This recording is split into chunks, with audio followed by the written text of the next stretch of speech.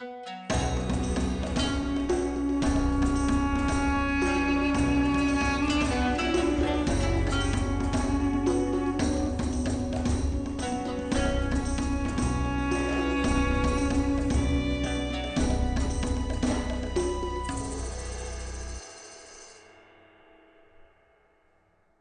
ad break time. I'm pleased to announce that the Beyond Solitaire podcast remains proudly sponsored by Central Michigan University's Center for Learning Through Games and Simulations. This week I have a very special announcement, which is that I will once again be teaching a class for their certificate in applied game design. Come take Using Games to Teach What You Can Convey Through Play with yours truly. The class runs from January 22nd to February 29th, and I would love to see you there. A link to the registration page is in the show notes. CLGS's latest game, 500-Year-Old Vampire, just finished a very successful campaign, but if you forgot to back it, you can now pre-order through BackerKit. The link is also in the show notes. I also want to plug my own Patreon. Your support means a lot to me, both emotionally and financially. Patreon money is what makes it possible to keep improving my channel by upgrading the equipment, and I'm also hoping to increase the amount of videos I can publish over the course of the next year. If you want to help out, head over to patreon.com/BeyondSolitaire. For now, though, let's get on with the show. Hey gamers, this is Liz Davidson from Beyond Solitaire, and I'm here in my podcast this week with two very special guests. I have Dr. TreaAndrea Russworm. She is professor of cinematic arts at the University of Southern California. And I also have Dr. Samantha Blackmon. She is associate professor of rhetoric and composition at Purdue University. How are y'all doing this afternoon? Great. Doing great, thanks. I really appreciate having y'all on. I'm very excited to talk to you about, y'all do a lot of projects, but I brought you on initially to talk about the Black Games Archive, which is a really cool site that everybody should visit. Check the show notes. But would you like to talk just about what the Black Games Archive is and maybe how y'all got started with it? Well, I can tell you what it is, and then maybe Sam will remember the origin story a little better than I do. There we go. It's all kind of a blur to me. But I, so the Black Games Archive is a website. It's a database and an archive of games that relate to Blackness and Black culture in some way. So right now, you can search the archive just alphabetically, looking at a list of games. You can also organize that list by decade, so you can try to see some of the earlier games that may be in this domain. And it also is a portal for scholarship on like race in games and Blackness in games.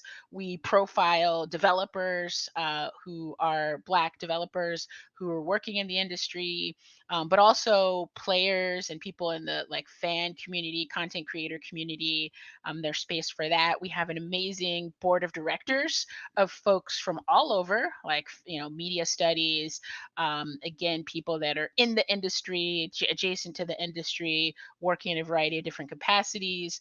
And so we really wanted to create a space that allowed you to research around the topic of Blackness in games and also contribute, right? It's a very like contributory space where we need constant feedback and constant suggestions on things that we have missed, because what we're finding with the project is that there are a lot of games that intersect with Black identity, Blackness, Black culture, and the medium of games. And so right now it's currently in this very moment, it's all video games, but we're now also integrating tabletop games, analog games into the mix. So we want it to be a space where you can move across platforms, of course, but also tabletop and digital.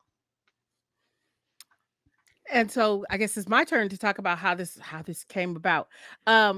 So Trey and I were working on our Black Feminist mixtape article. And one of the things that we talk about in the Black Feminist mixtape article is we look at kind of a history of like the presence of Black women in games and game studies and game development in different ways, right?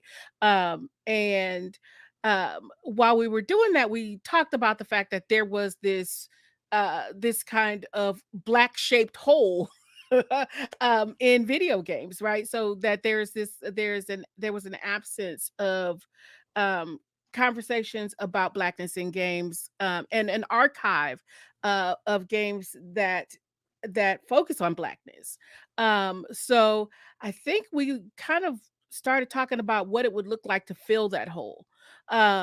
And that started the conversation about the Black Games Archive, and we talked back and forth for a while about it, and finally we kind of decided, oh gosh, what was it, like late 2021?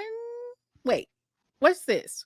No, I late don't know time 2022. anymore. I was like, wait, what was it? We started talking like mid late 2022 about um what an archive would look like and if it was something we could do, right? And we started thinking about other projects that already existed that do that kind of work. Um like um like the Queer Games Archive, right? Yes. That's one of the things that we started to talk about, like what we saw there, what we would want to pull from there, what would necessarily be different, um, not just in terms of representation and blackness, but also just kind of in terms of what we wanted to make sure that we preserved, what we wanted to make sure we archived, and how we wanted that archive to operate, right? And how we wanted our archive, not to say that the Queer Games Archive is not inclusive, because it is, right? But how we wanted to make sure that we were also inclusive, and what ways we wanted to make sure we kind of push forward that inclusivity. Mhm. Actually, that leads right into a question I have for you. I saw in a video that y'all recorded on YouTube a while back, which I'll also link in the show notes, where you talked about kind of the philosophy behind what is a black game and what constitutes blackness and can go into the Black Games Archive. Right. And it seemed like there'd been a lot of really interesting behind the scenes discussions about this, Mhm. but that y'all had ultimately settled on the most inclusive model that you possibly could. So what kind of conversations went into that? And how, what kind of blind spots did you encounter along the way, or like ways that you surprised yourself in terms of how you wanted to define things going forward with this archive? Well, I think we threw that question around a lot, just in casual conversation on Not Your Mama's Gamer, Sam's podcast. There have been a number of episodes that are about race in games and blackness in games, and I've been able to be a guest. I guess I've had I want to say the luxury of being a guest, the honor of being a guest on that podcast and being a part of those conversations. And I think that question of what is a black game, the answer to that is going to differ depending on who you ask. There's probably dozens, if not hundreds, of answers of what is a black game. And I mean, one easy place to start is thinking about, oh, are there black characters in the game? Can I play, as a black character? Thinking of Mafia 3, where you play as Lincoln Clay, who's actually biracial, but also passes as black in the context that he's in, right? So you might actually think, well, is that a black game? Because I see some character representation. But then what about the labor and the people who make and design games? Does it matter if it's made by a black person, right? This is their project, but it doesn't have any characters in it, or it doesn't have any overt references to black identity? Is that still count as a black game? So we thought that that's a thorny question, actually, and a complex question to answer. And so the archive became a way for us to try to address that, but also, and this is where the inclusive part comes in, also kind of broadening conceptually what we mean by that, or what's possible by that. Because Mhm. importantly, we didn't want to be gatekeepers and look at a list of games that have been published over the years and say that's black, that's not black, that's black, that's not black, right? Inevitably, there is a selection process when you're doing anything. However, we wanted to make sure that it was broad enough to kind of have some traction and make sense in the way that, like, identity, the complex ways that identity circulates and is formed, culturally and socially and politically. So the video that you're referring to is, I think, the video introduction to the archive and the taxonomy for the archive, which is a way of us, which became a way for us to talk about what to include, because it couldn't just Mhm. include every single game ever made, but we wanted to have some some parameters for it to consider. And so we did include things like characters. Are there black playable characters, right? Where there are very few in the history of video games where you can actually play as a black character. So we have black playable characters, but then we had black non-playable characters. Is there a black sidekick anywhere in the house? Is there that one black friend who's in the story? Does a black character appear in this game, and to what extent? Maybe they have to be kind of significant secondary characters. So we did include characters, but we also included things like the development, team and process, and how that involved people of color, black people. Voice acting, right, is another area where maybe this is a game that the primary characters were played by black actors.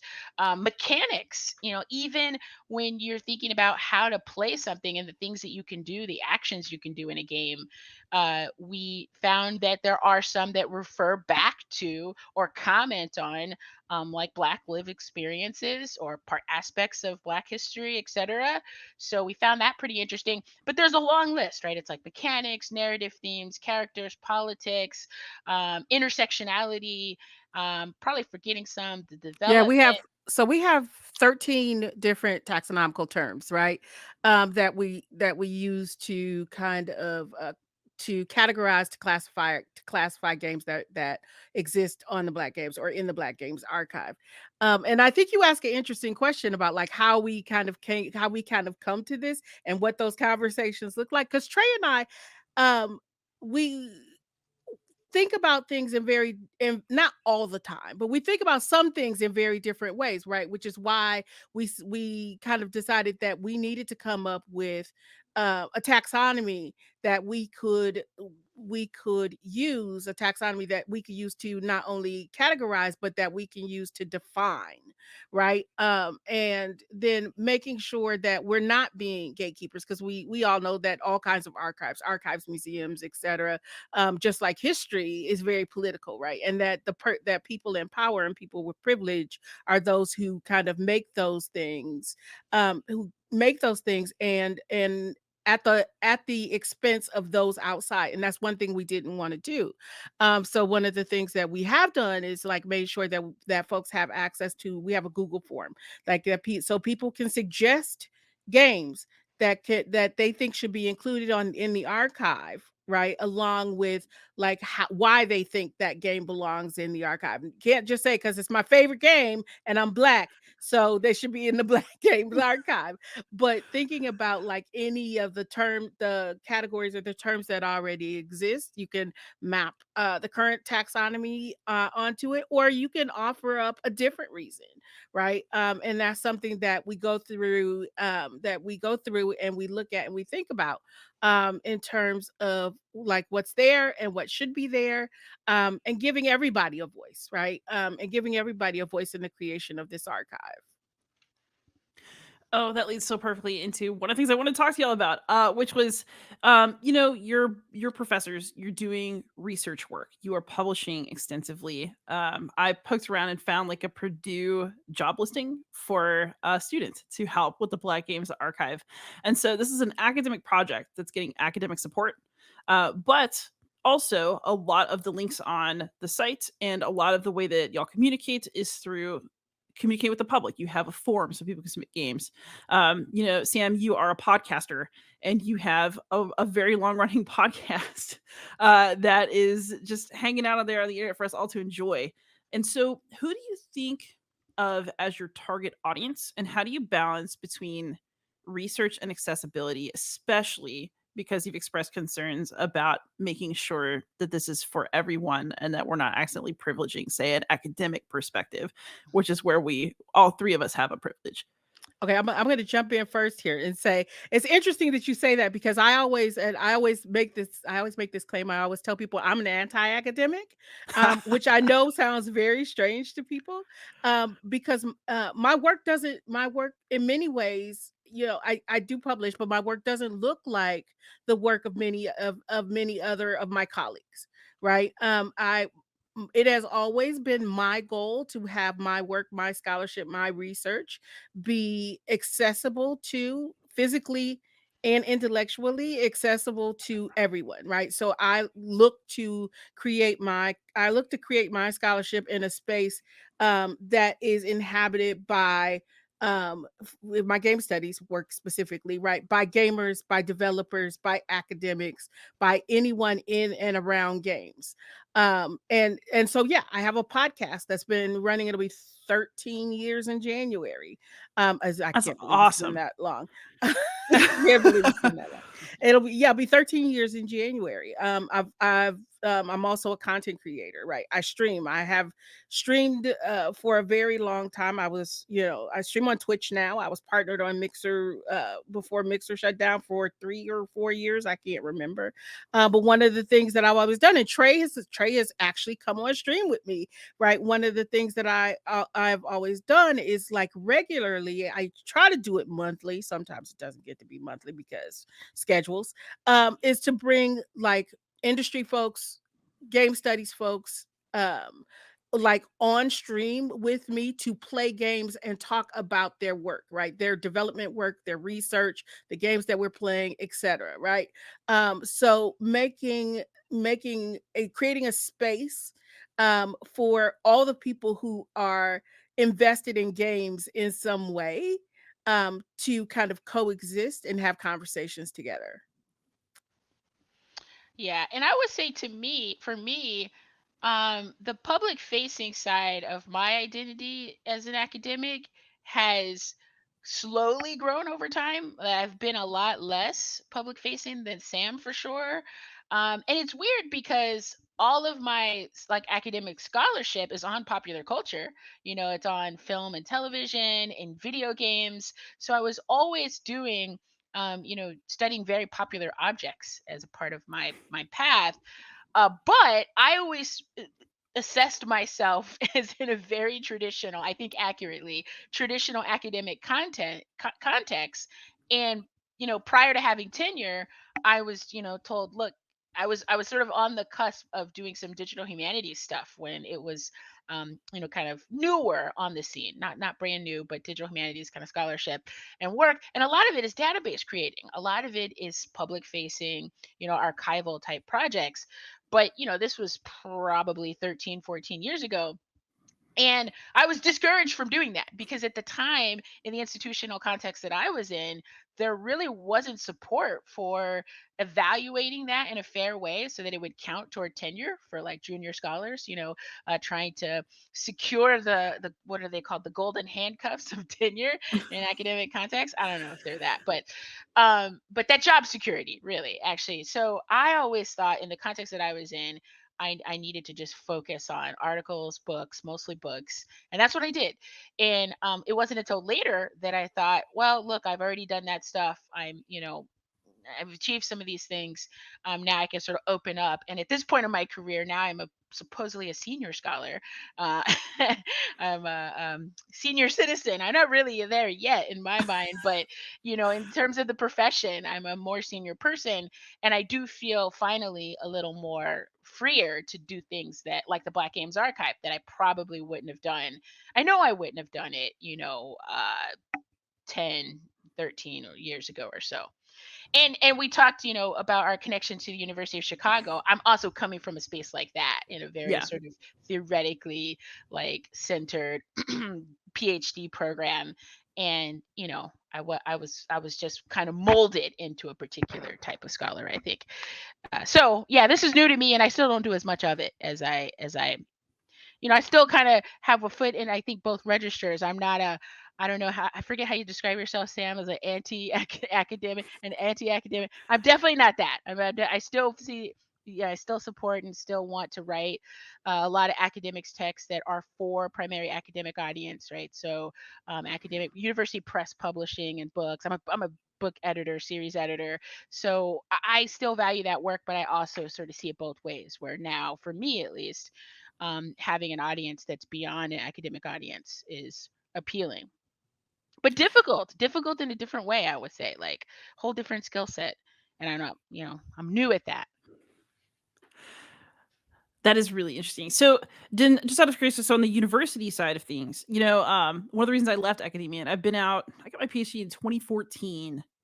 And that was at Yale, also a very traditional program. So I didn't realize that you could even do scholarship about popular stuff. I mean, I did, Latin and Greek, like just dead language stuff.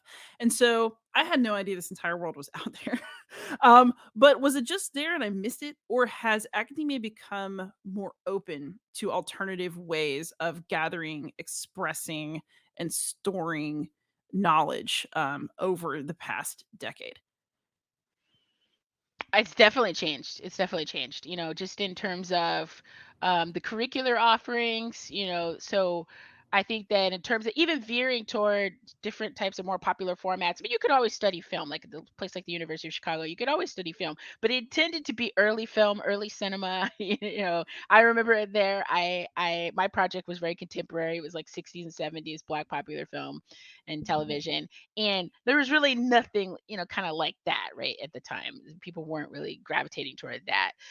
They were doing a lot of like restoration projects, early cinema history. And so it was a very sort of, kind of conservative space. But it's changed exponentially, not only in terms of the objects of study, but in terms of like the scholarly output and what might count as scholarly output. So now when I review tenure files for like junior faculty, I'm seeing a lot more variety in what people do. Digital publishing, like self-published stuff, and other kinds of works that are not like just university press books or journal articles, peer-reviewed journal articles. So I think the landscape has changed a lot in the last 10 years. And I would say even in the last, because I've been doing game studies for 20 years. Wait. I always forget how old I am. I was like, oh wait, no, it's been longer than that. Yes, I've been doing game studies now for like almost 25 years, right? And yeah, early on, it was kind of very difficult to, and it's better for like the current generation of junior scholars, right? Because folks like Trey and I have been doing this for a while and doing it in different ways, right? And doing it in different ways so that I mean, I know that even I've received academic awards for my podcast. I have received like academic awards for things that I think about having written specifically for a different audience, for a non-academic audience, or for an audience that was not solely academic. And then like what was it was right before the panini, right before the pepperoni pizza. I got the SIGDOC Lifetime Achievement Award for design communication and game design, right? And these are things that I would never have, that I never kind of shoot for, again, because yes, I understand I operate and I exist and I create in an academic space, but that is not my only audience. I don't even see that as being my primary audience. I see all of my audiences as being equal, right?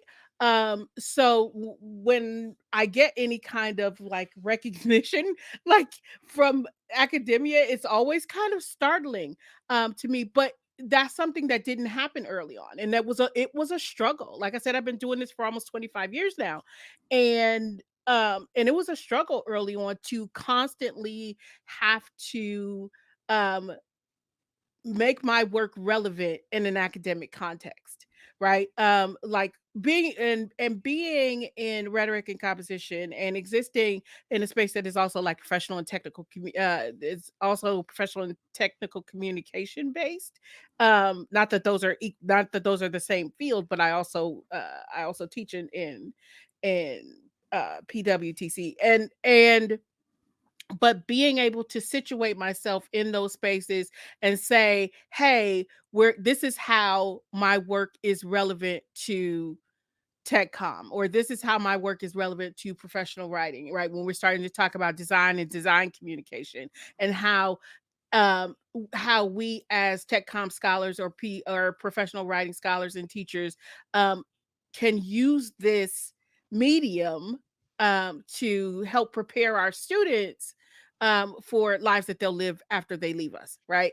When I say leave us, I don't mean like this earth, I mean like leave our program, right? So uh I mean, so yeah, I mean, it's interesting to contextualize your work when it is not traditionally, and I should say I'm not a traditional academic, not I'm anti-academic, because I appreciate academic work and I because I create academic work, but I'm not traditionally academic. And I don't want to be. I never have. That's never been my goal. So yeah. Nice. So, Trey, you said something that piqued my interest a few minutes ago. She's talking about film studies and how that's sort of an accepted academic tradition, but that people like to look at older films. Right. And Yeah. I feel like video games have had kind of the opposite trajectory where we take video games more seriously now and they take themselves more seriously now. So, what kinds of, I guess, older games that might surprise us have ended up in the Black Games Archive? Hmm. And kind of like following that, I have actually had Adrienne Shaw on the show to talk about the Queer Games Archive.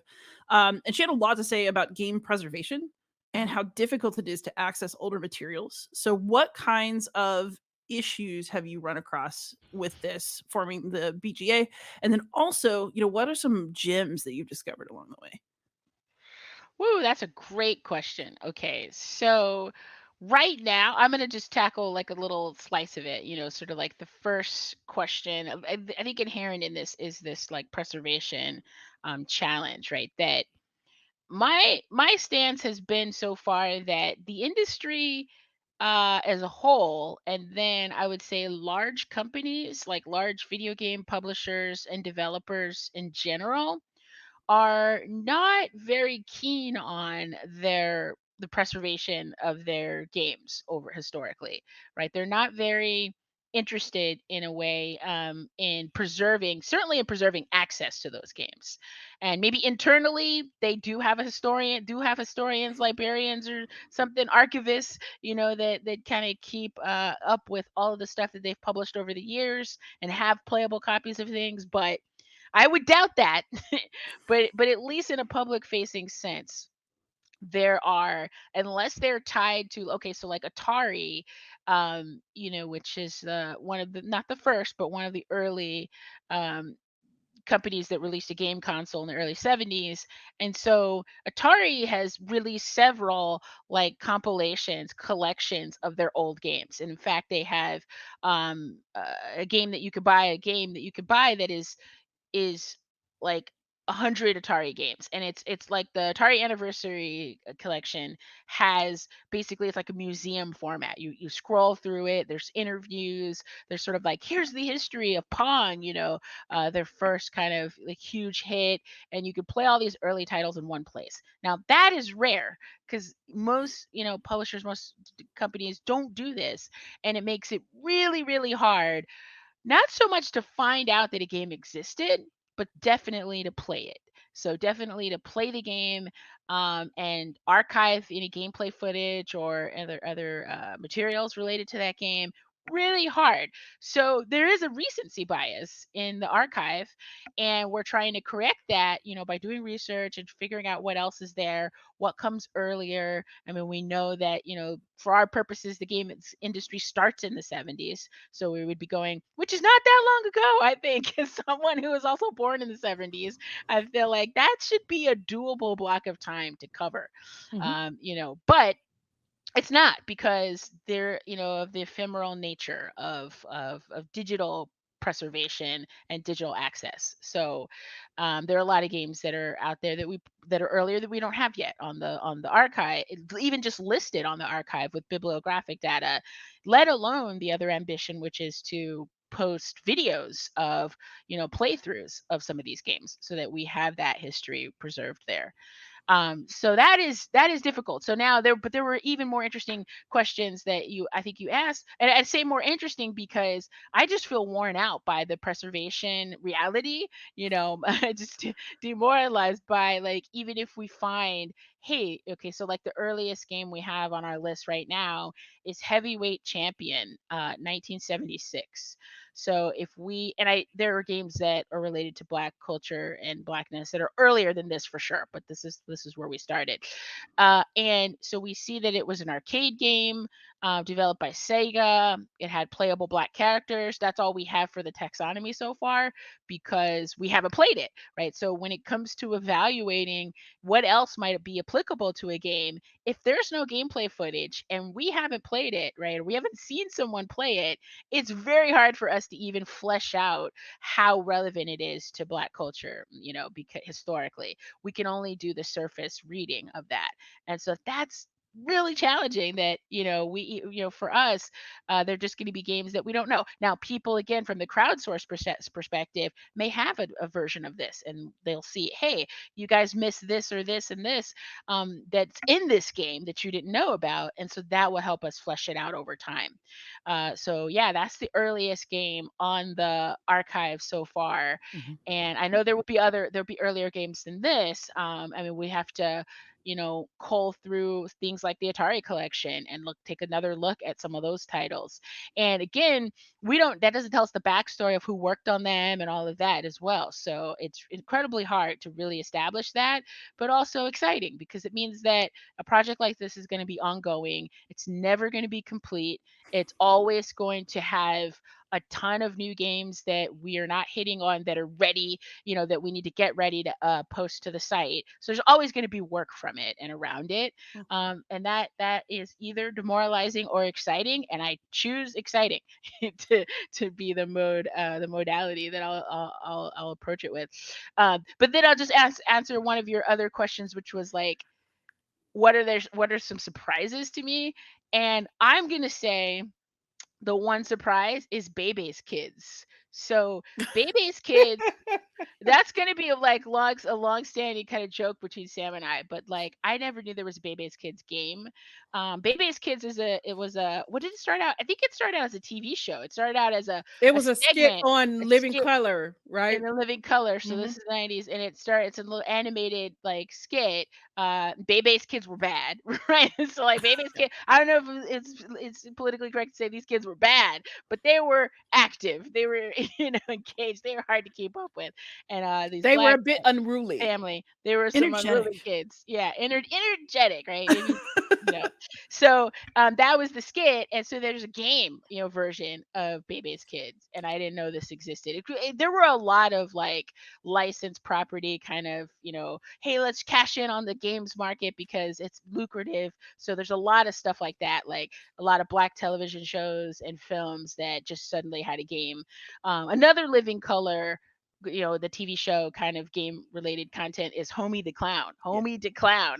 I did not know this was also a game at the time. So have we played those games yet? No. I mean, they're going to be probably on systems that are hard to get a handle on. Well, this one is on the Super Nintendo, so that's not as hard to get a hold of. But 1994 Super Nintendo. So far, the taxonomy says it has playable black characters and narrative themes. That relate to blackness. There's also, black culture. So I would add some other stuff there, some other intersections with black culture that could end up there. But those are the surprises for me, and that question of archive and access and the challenges of even doing that. I think, and you would say challenges. I like to think of them as opportunities. Hmm. Um, and it's interesting because I'm a little older than Trey. I don't know how So much. I don't want to talk about how much. I don't know that we're that far apart in age. Yeah. I'm almost 10 We're years all older than you, engaged, Trey. and we're all under 40. Yeah, yeah, yes. And so, um, and I think it's interesting. I think there are opportunities, right? There are these opportunities to go back and engage with this material in some very interesting ways. I love archives. This would technically be my third archival project. This will be my third archival project, kind of that I've worked on like in my career, and I love getting lost in archives, um, and just to like sit with things that exist, and belong in an archive, and think about like where they exist and how they intersect with not only other things in the archive, but things outside of the archive as well, right? To start getting into and thinking about kind of the intersectional nature of these things is a lot of fun, right? And you mentioned one of the things you found when you were looking around was the research project that I'm doing with students that revolves around the Black Games Archive.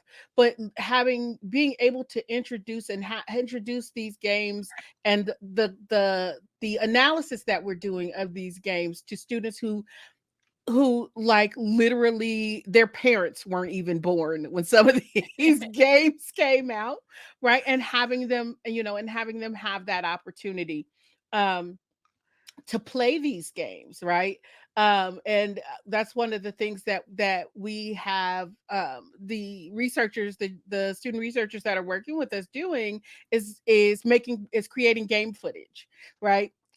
Which is a lot of fun to have conversations with them about the games that they're playing, right? Because then they get a better understanding of games and blackness and the ways that we're using these taxonomical terms to talk about blackness than they ever would just reading an article that we publish, right? And that brings me joy. So I see this as an opportunity, right? Because I get to talk to students and they're like, well, I played this game. One, I never knew this game existed or games like this existed, right? Um, and I have one student who's working on the project who over summer break had a conversation with an adult in their not that they're not an adult, they are, but an older person in their life that and they got the opportunity to explain to them um, the Black Games Archive and how like blackness in games and black culture and black representation in games was a thing and important because this person played games but never knew that black games were a thing, right? And they were like, because I think that the expression or the phrase they used was like, oh, that must be a very small archive. And Mhm. because they don't have that understanding because these things are not kind of readily visible, right? So it's an opportunity to bring visibility to blackness in games. I want to put a pin in that and come back to that. Yeah, this has just been such a rich vein here. So, Sam, one thing you did help answer was how are you getting all this gameplay footage? And clearly, we get the students to do it. Fantastic. And I know that y'all are probably doing it too. So, um, when you are looking at footage for the archive, do you feel a need to actually have someone on your team play the games through, or are playthroughs that are on the internet already considered fair game for this research? Do you see a distinction between a game that somebody has played, trained by and through the archive versus something that's just online to witness? Yeah. I was gonna say, so far we've just been creating new footage Mhm. because we're looking for what we want to have primarily is commentary free gameplay footage, right? So just gameplay footage. We are also doing critical discussions of games and critical let's plays, but we don't. At least I don't think we need to have those. I mean, in a perfect world, we'd have them for every entry in the archive, right? Mhm. And maybe one day there will be that. But what I do want to have for as many games in the archive as possible are just like actual kind of straight gameplay footage, right? Um, so that even though people don't have access to play the game, they can actually see the game played without commentary, right? So that they can engage with it in a way that is similar to what they would experience if they were playing the games themselves. Does that make sense? Yes, absolutely it does. Yeah. And I think we don't want to rely on the fact that or the hope that already recorded, like gameplay footage that's on YouTube or Twitch, will be there, right? Because we already have an ephemeral problem with the medium itself, that things will disappear and suddenly be gone. And so, for lots of reasons, the content that already exists that would show some of this can be gone. And but it's a problem that we have to internally face too. Is what do we do with all these huge video files Yeah. of the gameplay footage, and where do we store them, and where are they going to be stored and located over time? Because servers will go down, and companies will get sold, and hardware that we have, drives will corrupt. And so it's not an easy challenge to even just say we're doing it ourselves, because we don't trust that it'll be there. Even if we link, you got to get permission. Let's link to someone else's content, and then those could be dead links in a year or 10 years or whatever. So Mhm. yeah, it's a tough question. I do want to say that we are hoping to build a relationship with other entities like museums. So like the Museum of Play, the Strong Museum. We've been in conversation with them about collecting some of the materials related to the Black Games Archive, and working with developers and other folks who appear on the list to have kind of like a curated set of exhibits and content that will reside there too. So maybe part of the answer is having not only multiple ways to store whatever we do capture, but having multiple types of repositories too. And That Yeah. I'm sorry, I was gonna say, and like I said, even though I have done archival projects before, I am not an archivist, Mhm. right? But we do have an advising archivist on our board of directors, right? Yeah. Because we recognize that that is an expertise that, regardless of whether or not we have practical kind of experience with, we are not archivists, like in the official sense, right? We're creating an archive, but we're not archivists. So we need someone um who is an archivist, who does have that specific expertise and that specific set of skills to advise us along this journey, shall we say. Hmm.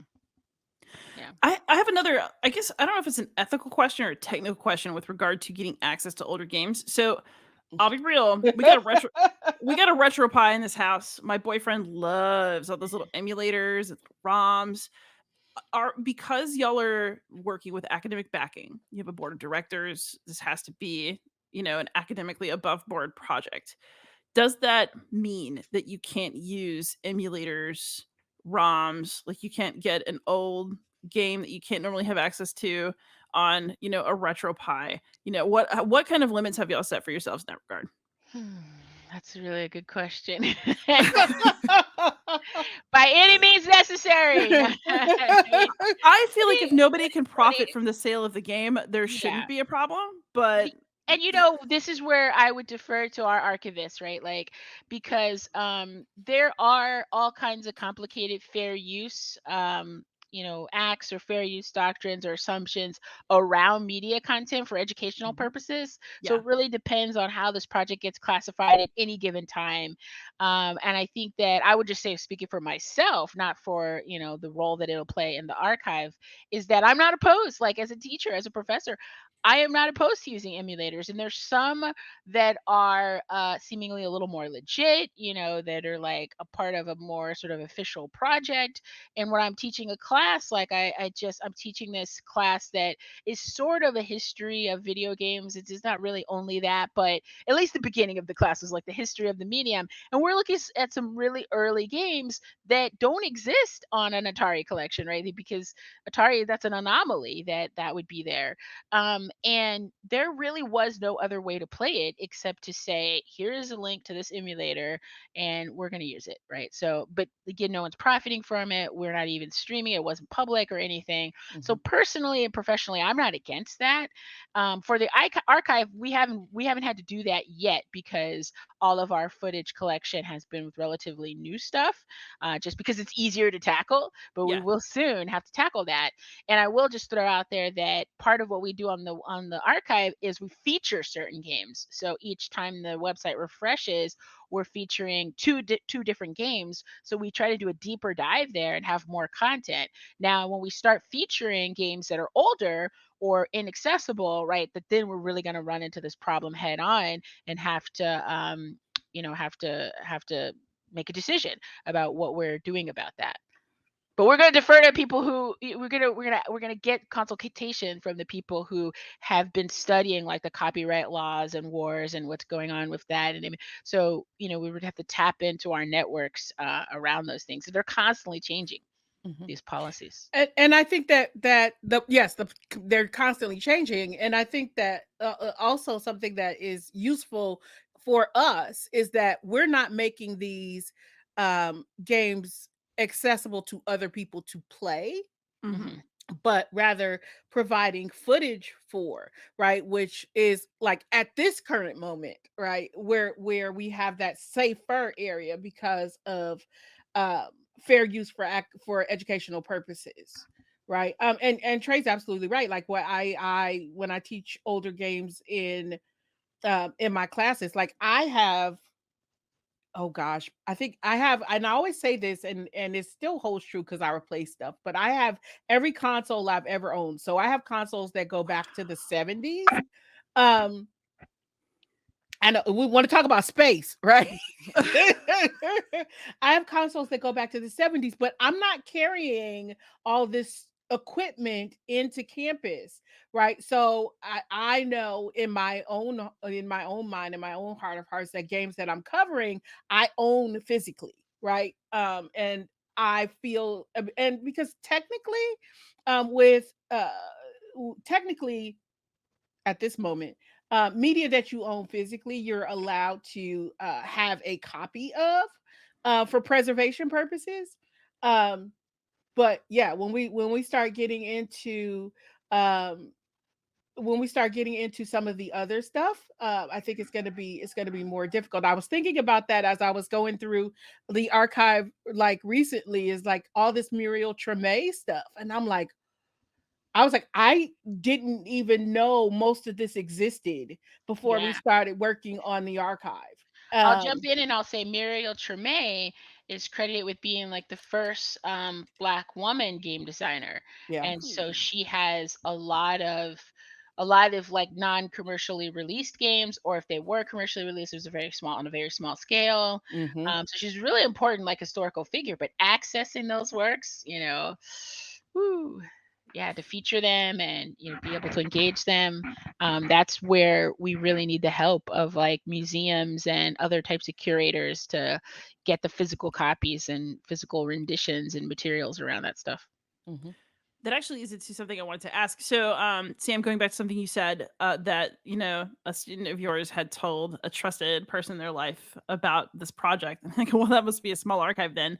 So it makes me think back to I had Aaron Trammell on earlier this season to talk about his Hmm. book, The Privilege of Play, and kind of how nerdy activities tend to flourish in white dominated spaces. So model trains, Dungeons and Dragons, wargaming, and to what extent is that true for video gaming? And then also because you've been looking back into the past and you've been finding all these earlier designers, y'all have been gamers, it sounds like, as a lifelong pursuit on your own.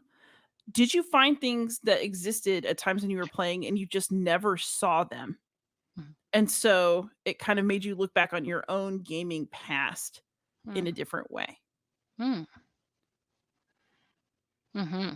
For me, yes. I mean, and I've been gaming for, wait, I always I always have to count.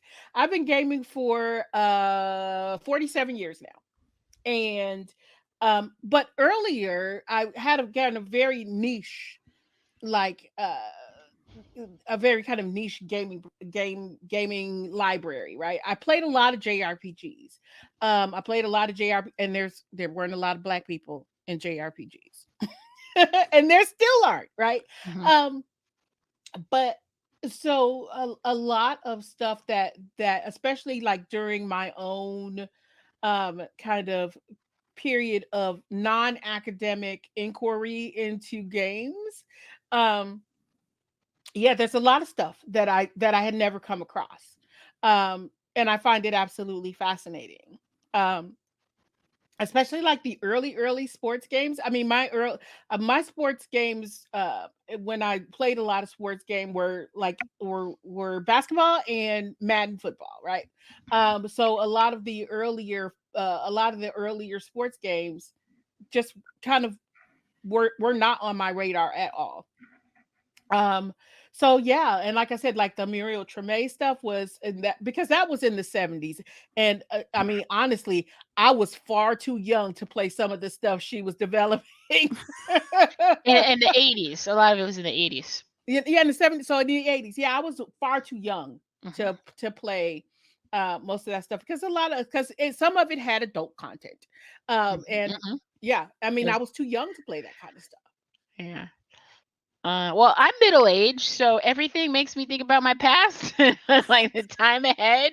Everything is like super reflexive in that way of like, oh wow, the 90s was that long ago now. So yeah, I think so. I think that there's a lot of surprises there, and the biggest takeaway for me in looking back at some of the older stuff that was definitely not on my radar are just all those ties with like Black popular culture and games. So not only does the music industry, for example, like hip hop and jazz and other kind of musical forms coexist with the start of the industry. So like even if a game didn't seem to be about race or black people or whatever, quite often the soundtracks were right. So all the music was changing how we would experience that game potentially because of the vibe that the music creates, the tone.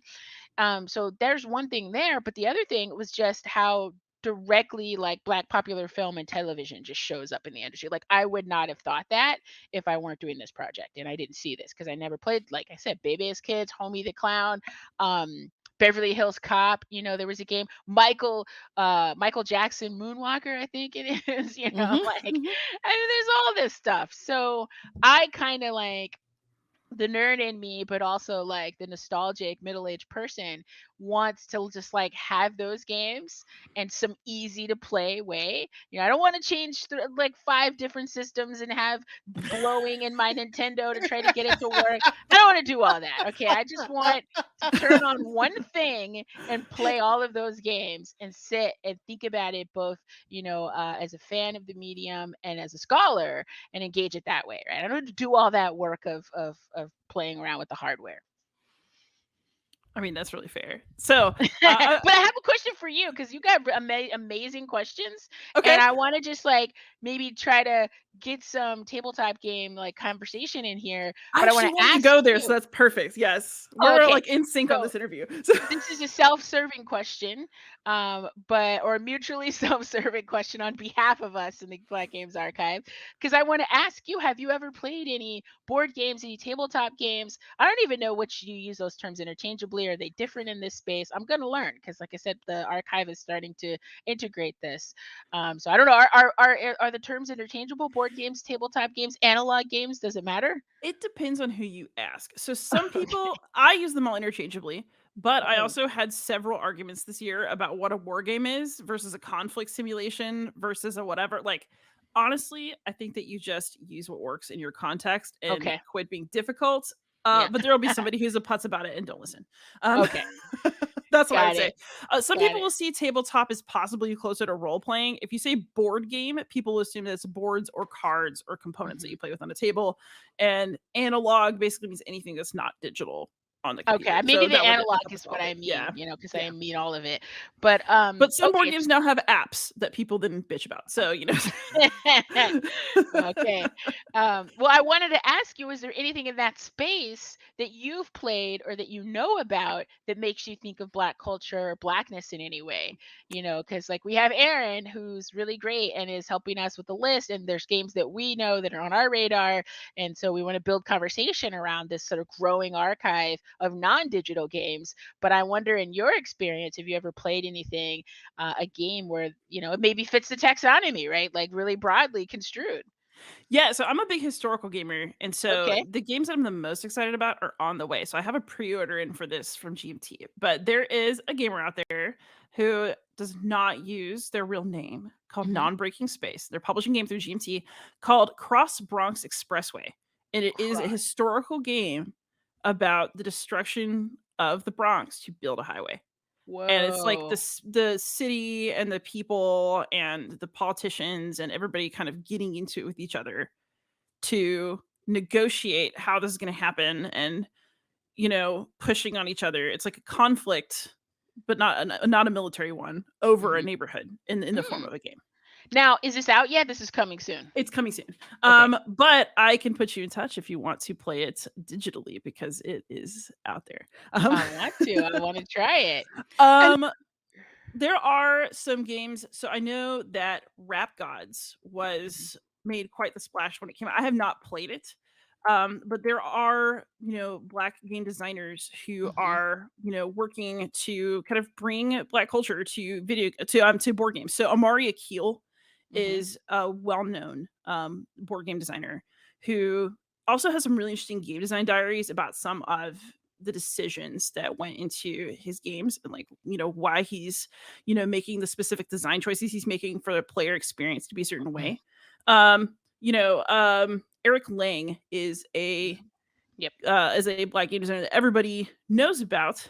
So he's Mhm. like, I think he bears a lot of the pressure in our hobby of like being a go-to person, but Mhm. he also Mhm. makes really cool games and like has really interesting things to say on social media. And I also um had a game that I still need to get a copy of, and he's across town. We need to hang out. And that is so Damon Stone co-designed or developed to the point where he's a co-designer a game about civil rights that came out Okay. this year from the Dietz Foundation. And the Zenobia Award is coming back up. So one of the games that was a finalist for that was also another one of Damon's games about the Okay. Haitian Revolution. Mhm.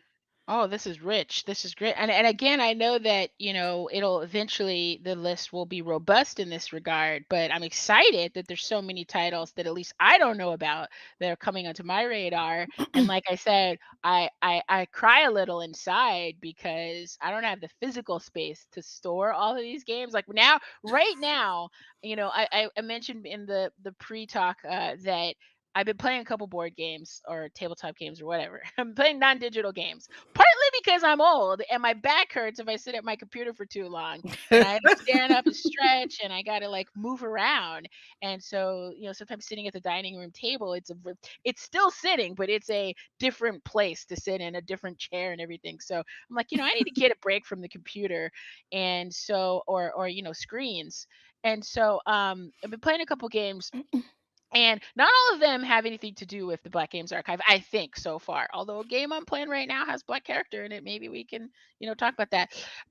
But what I'm learning about the space is that it's an enormous amount of space is often needed, and we have one cabinet right now that is like the games cabinet. And when we just moved, so I know we have boxes that have some other kind of more traditional like Monopoly and all those kind of games, but like I think there's a distinction maybe between your popular like board games. I don't know if they're different levels here, but when I talk about Monopoly or the Game of Life or something like that, or maybe games that you can buy at Target, that is not the space that I'm thinking of for the archive necessarily.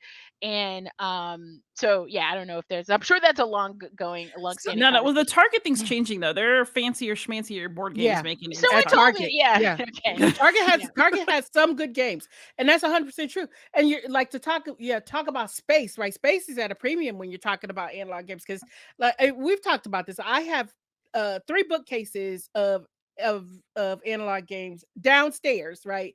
My video games mostly live upstairs.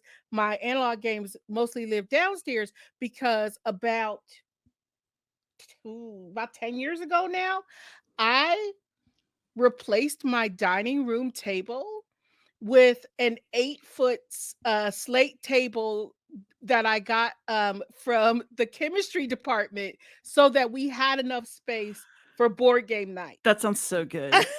I'm coming to your house. You got like all the consoles. Like that sounds like a wonderful I know. You can be the archive. You can be the physical repository for the Black Games Archive, No, Sam. no, It I can be at your cannot. house, and people can knock on your door on Saturday mornings and say, "Hey, can I get in? Can I play this game?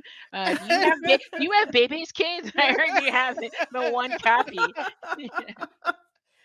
But I mean, and it's interesting when we start talking about archives, right? And start talking about things that would fall in the under the Black Games Archive, because we one of the 13 like taxonomic terms that we or taxonomic terms we use is not necessarily like uh, a physical representation of blackness, but black situations or black culture based. And so I think about games like Five Tribes, right? Do you remember the five? Because Five Tribes like originally had like a slave card, Yeah. right? So Mhm. you had the slave card, you had to you didn't Wow. have to, you could sacrifice slaves and you could trade slaves, and there was all of this going on. And then like it became a real discussion, and they actually changed the game and took the slave card out after the fact. But it had been out for several years at that point, if I remember correctly, right? Mhm. Yes. Before they republished that game. And it So is that not the only game with that issue. it is not, right? So, Mm. but if we don't have an archive that looks at those things, then that knowledge that it existed in the way that it did is lost, Mhm. Yes. right? Well, we also have something called anti-blackness as a part Yeah, of the yeah. regressive characterizations as a Hmm. part of the taxonomy. Oh, And that is because, there might be something that has black characters, it references black culture, etc. But then politically, ideologically, it's fraught, right? And it's problematic. And we didn't want to not archive those games, but we wanted to be able to note that like this also exists. right. And so, but We what had that. We had that. You talk about discussions. Trey and I had those discussions. I'm like, no, Trey, we're not putting that in the archive. And Trey was like, but we have to. And I was like, well, fine. I think we did sort of agree for now that if a game only has anti-blackness Yeah. as its thing that's sort of going for it, Yeah. then we wouldn't put it Right. because then it's much more likely that it exists for these really awful reasons. Like it was created, like there's a Because bunch of Donald Trump type games, I was like gonna say there's a digital bunch of games. white supremacist games that have Yeah, been and we just didn't created. want Yeah. to, I'm exhausted emotionally and can't deal. I don't want to deal with that. Right, as the only contribution that it's making, and that's Mhm, why it's there. mhm. Yeah. Uh, so if it just has black characters and anti-blackness, because those two, that may be a a twin engine there, then we are, gonna pass for now. For now. Um, See, I think it's interesting that you keep that conversation open too. I mean, I think when we, I already know, like, I'm gonna run this podcast and be like woke podcast, da da da da. Like, that's fine. I can live with that. Whatever. yeah. But I think it's very interesting to hear y'all talk about this, and I want to sort of pinpoint it because y'all don't talk about these things in terms of exclusion. It's what needs to go in so that we have full information about what existed. There are no secrets. There's nothing that's being erased. This is about preserving what was really there. And how have y'all's conversations about that looked? Like, was that ever in doubt? Mm. Or, is it still a live conversation? Like, that's actually really interesting. Well, I mean, I think Sam alluded to it that we're really different. Like we really see the world differently and the games differently and everything. So, this idea that it should be really open and it should be super flexible and we should see it as emergent that like, hey, look, what we're putting in today and how we're thinking about it today could certainly change, will change over time. Mhm. I think that that's a healthy thing and it's healthy to kind of have these discussions and then also to take it beyond us, right? To say that we want a community around this. We don't want to be making these decisions alone, right? We don't want to be, even in the critical conversations, like let's have other people in on this and sort of voice their engagement with these works and with this history. It's so huge that we do that. And I think right now that might not be as evident in this current iteration of the Black Games Archive, the collaborative like side of it is visible, but it's not as visible as I think it will be, Mhm. and Yeah. that will bring a multiplicity of voices and perspectives that are going to contradict. And I think that those contradictions, those disagreements are healthy. They're valued, right? And like they should be a part of this as well. Mhm. So I want to ask one more serious question before we just kind of do softy stuff at the end here, which is so now that you're adding board games to the Black Mhm. Games Archive, um, what kinds of changes in how you're able to classify the games exist between video games and board games? Board games are, I think, are interesting because there's so much that the player brings that I mean, a video game, you still as the player bring a lot, but in board games, you're really having to do a lot more of the creative work and a lot more of yourself, I think, Mhm. enters the game. Mhm. So, what does that mean for classifying a board game as black or as any identity? Like, Yeah, yeah. I think that, for example, like my example of like Five Tribes, right, yeah. which is not about black characters, right, but because it's talking specifically about chattel slavery, Mhm. right, and because like as a player, right, when I'm playing a game that involves chattel slavery as a black person, right, as an African American person, I am going to read my own history, right, into that. I'm going to map it onto that because chattel slavery is a part of the history of African Americans on on this continent, right. Right. um so I think that having those kinds of things, that's one of the reasons that our taxonomy is so has some terms that are so broad, that talk about context, and talk about kind of situational, or ask us to think about situational awareness as well, and interpretation, right. And so we those fit well for video games, but I think they also fit very well for analog games, for board games where we have a lot of visuals, or for and see, I when I think of tabletop games, I do think more of role playing games, right? Especially like when we start to think about role playing games and the ways that people kind of create um, through that space as well. So I think that there are a lot of terms that also kind of carry over, right? And then having someone like Aaron working with us whose focus is analog games, is able to kind of think theoretically through it as well, and help us see things that we might not otherwise see because that's not our focus, right. So I Mhm. mean, because I do a lot of work and I teach a lot of game design and do research in game design. I still do a lot of work with analog games, but analog games are not my focus, right. Video games are still my main focus. So yeah, I mean, I don't know. Yeah, right now the taxonomy is working in both registers. However, there are some modifications that we might have to make to it to Mhm. speak more to the analog game side.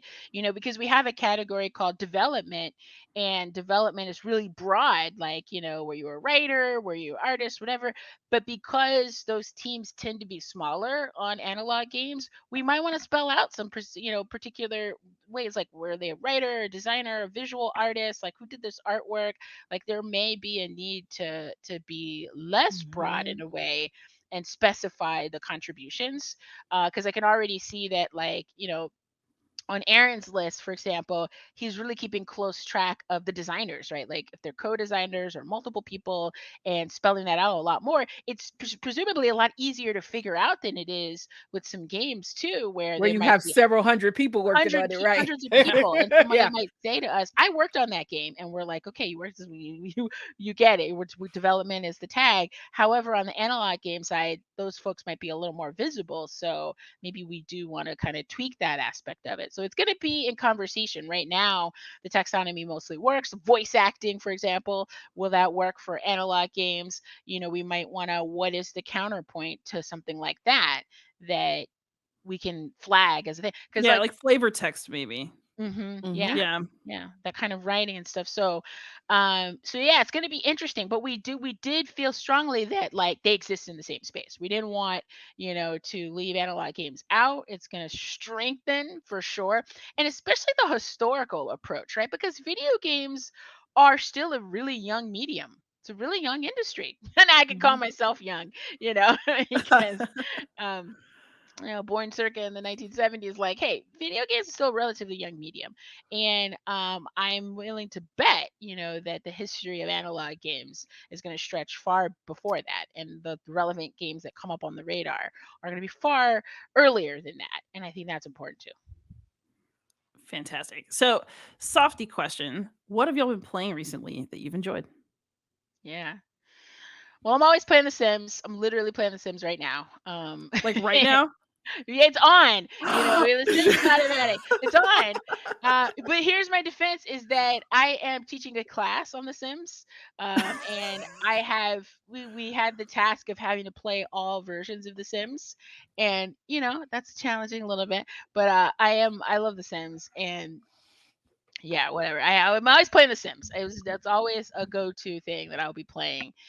In terms of video games, I think I've been playing a lot of stuff for my class. We just played the Stanley Parable recently, and that was a good experience. And in terms of board games, I want to mention that okay, I played The Pursuit of Happiness, which is because of The Ooh. Sims. Because I was like, there must be an analog game that does what The Sims do, that tries to simulate life, that's not the game of life. And I found out in my research on The Sims that The Sims is, really inspired to some extent by the board game, The Game of Life. But I thought, what else has come out in the board game, the analog game world, that is like The Sims, that is about like playing through a lifespan or something. And the Pursuit of Happiness came up, and that game is massive. It is so hard and so huge. And like, talk about back injuries and neck injuries. I hurt my neck because I was leaning over the table because the board, it's huge. It's a huge board, all these cards. I guess there may be a term for this in the analog world. I don't know if it's called a space hog or table Table hog. table hog. Oh my god, the thing. So we played it in my house for like a couple weeks, and it was just on the table, took up like nearly the whole table. And then because both my wife and I were starting to get this like soreness in our necks, we were like, we have to wrap that up. Like, let's put it back in the box for now. Like, even though I wasn't sort of satisfied that I like engaged it enough. We had to put it away for a while just to like stretch and have better posture. So then I switched to games that were solo games, because Yes. I can't always rope my spouse into this. And I was like, that's a thing. I didn't even know that was a thing, that you can play a This solo is the board Beyond game. Solitaire podcast. Welcome to our No, I'm club. still gonna listen to you. So this is the thing. Now I'm addicted, and so I'm like, I was watching videos of like, oh, best solo games, to play, and top 10 and top 10. I was like, this is research. I know it must be somehow. I mean, it doesn't directly relate to what I'm writing about, but it's gonna make me a better scholar, I'm It's sure. research for the archive, Trey. Yeah, and I haven't played any that had to do with blackness yet, except for I have a game on the table downstairs. Well, there's a game called The Lost Expedition, I think it's Yes. called. And there's one black character who's like in that. I'm like, I think this might fit in the archive. You're going through the Amazon. Just so far as I know, it's just characterization, but it might be, I don't know who is involved in making it and all that stuff. Anyhow, those are some of the games I'm playing. I'm learning how to play it, and I'm also really terrible at following directions and learning new rules. So that is a challenge for me in the analog game world. However, thank you to YouTube, because I will watch a video or two of other people You're playing it and playing setting games, it up. yeah. And then somehow with my brain and the way it functions, that helps a lot. And then when I read, because I cannot just read the manual, how to play it and have it sink in. I've always needed someone to teach me how to play a new game. This is only true for analog games, that I just can't absorb the rules just, coldly, clinically presented in in a pamphlet. It just doesn't sink in. But if I Trey? watch people play the game, which I'm sure you're not surprised by, Sam. If I watch No. people play the game, I will get it. It'll click, and then I'll try it out, and then I can eventually teach someone how to play it. Wait till you have your first board game night where you buy like you buy a massive game and you have like a regular like crew of folks you play games with, and y'all decide to learn how to play the game and play the game in one night. So you're sitting there for like 12 or 14 hours. Oh Lord, my legs are already going numb. I we we just moved, and our neighbors across the street are huge board game, analog game fans, and they're a part of some kind of club.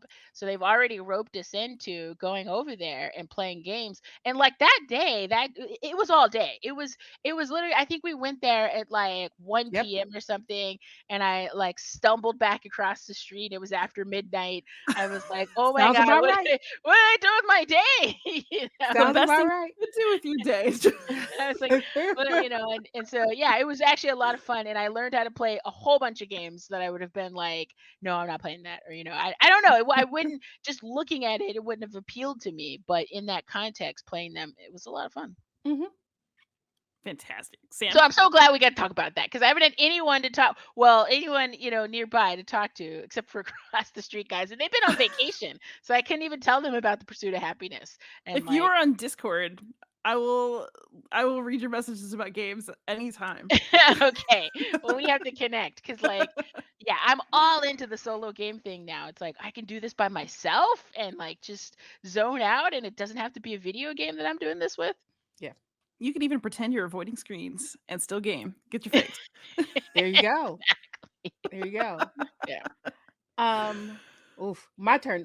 So what am I playing? Okay, so I'm not this is gonna sound horrible. This semester has because I'm back in the classroom like face to face for the first time in 3.5 years. And I'm teaching two game studies courses that are specifically video games.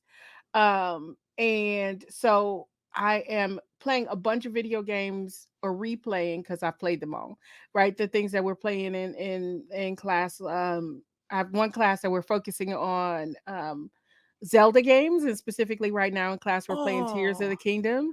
I love Zelda. I have a huge Zelda tattoo on my arm. Where is it? Right there. You see it? yes. Hyrule. There we go. Oh, wow. You like you've seen that one, Trey. There's the Forgot. Hyrulean crest. Okay, yeah. But so and then like other smaller indie games in my other course. And so I'm playing a lot of games for class, but for myself. So I always call it this is a popcorn, what I call a popcorn game. It's a game that I know I can have fun with, but it's gonna never gonna be anything new, and it's never gonna be anything that I have to like Trey said, learn how to play or focus too much on. So I've been playing a lot of Call of Duty lately.